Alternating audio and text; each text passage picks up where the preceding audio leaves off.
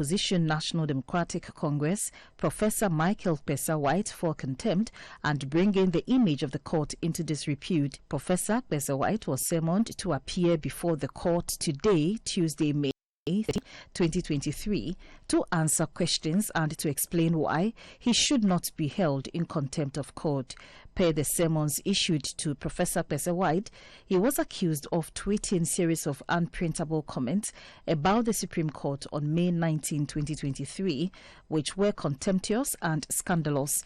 It is believed that Professor Kpessa Whyte's comment came at a time of public discussion in relation to the Apex Court's order to Parliament to expunge the name of James Kpessa from its records after it found out that he had not denounced his Canadian citizenship at the time he filed for his nomination forms to contest the Asin North elections in 2020. Dr. Justice Rimsai, lawyer for Professor Whyte, prayed for mitigation of the sentence and said immediately after the matter was brought to his attention, he wrote an apology addressed to the acting Chief Justice. The lawyer said Professor Kpessa Whyte took further steps to publish an apology in the front page of the Ghanaian Times newspaper. He said the contemnor has since pulled down the tweet and published an apology 3 times using the same medium. Dr. Sai prayed for mercy and clemency in pursuit of justice. The lawyer promised that the sad and regrettable occurrence will not happen again, but rather the contemnor will commit to defending the integrity of the court, the judges and the entire judiciary.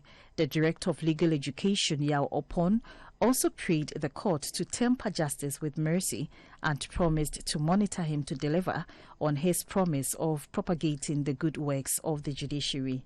Reading the judgment of the 5-member panel, Justice Miriam Owusu said the court had taken into consideration the remorse shown by Professor Kpessa Whyte by writing to the judiciary and the acting Chief Justice. The court held that the judiciary, unlike other institutions, is the only institution entrusted by law as a check on the other arms of government, other institutions and the public in general. The judgment read that the judges were only performing their constitutionally mandated duty and do not deserve such comments. The court said for a man with such influence in society, people hold him in high esteem, and such comments from him could instigate people against the court. The court cautioned him against such behavior and discharged him subsequently.